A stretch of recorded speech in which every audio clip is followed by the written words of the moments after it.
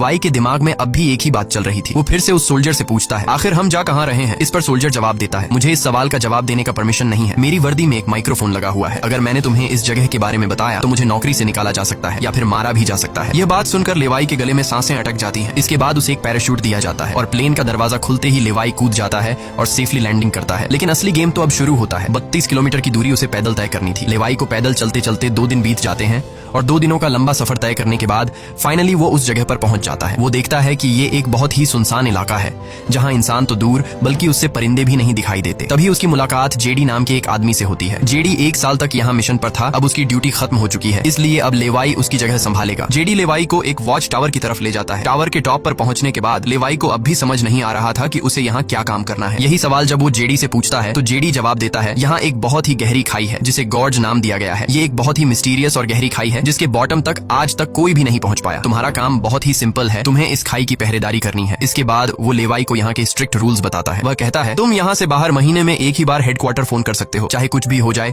तुम बाहर की दुनिया से जुड़ने की उम्मीद मत रखना। ये टावर जिसे हम वेस्ट टावर कहते हैं, इसके ठीक सामने ईस्ट टावर है, वह रशिया का है। वहाँ भी एक गार्ड अपनी ड्यूटी निभा रहा है, लेकिन तुम दोनों के बीच कोई भी कॉन्टैक्ट अलाउ नहीं है। तुम्हें सिर्फ अपनी ड्यूटी पर ध्यान देना है और हाँ, आने वाले खतरे के लिए हर वक्त तैयार रहना, क्योंकि यहाँ तुम पर किसी भी वक्त हमला किया जा सकता है। यहाँ ऑटोमेटिक गन्स और नीचे ढेर सारे लैंड माइन्स लगाए हुए हैं। अगर ऑटोमेटिक गन्स में गोलियां खत्म हो जाए तो उसे हमेशा रिलोड रखना, क्योंकि हमले के दौरान ऑटोमेटिक गन्स तुम्हारी बहुत काम आएगी। और आखिरी बात, अगर तुम्हें कभी भी यहाँ तेज सायरन की आवाज सुनाई देने लगे तो तुम बिना सोचे समझे यहाँ से भाग जाना। जेडी कहता है, मुझे भी नहीं पता कि ऐसा क्यों बोला गया है, लेकिन मुझे जो पिछले ड्यूटी वर्कर ने बताया था वही मैं तुम्हें बता रहा हूँ। लेवाई उसकी सारी बातें अच्छी तरह से सुन लेता है, पर उसका सवाल एक ही था। वह पूछता है, आखिर यहाँ ऐसा क्या है जिसके लिए इतनी स्ट्रिक्ट सिक्योरिटी लगाई गई है? तभी जेडी एक ग्रेनेड निकालता है और इस ग्रेनेड को उस गहरी खाई में फेंक देता है। ग्रेनेड जैसे ही खाई की गहराइयों में धमाका करता है, वहाँ से एक अजीब भयानक आवाज गूंजने लगती है। वो आवाज किसी इंसान की बिल्कुल भी नहीं थी, वो किसी ऐसी चीज की थी जो अंधेरे में छुपी थी। जेडी लेवाई की तरफ देखता है और कहता है, ये आवाज जो तुम सुन रहे हो ये उन क्रीचर्स की है जिन्हें हम होलोमैन कहते हैं। ये क्रीचर्स इस घड़े के अंदर रहते हैं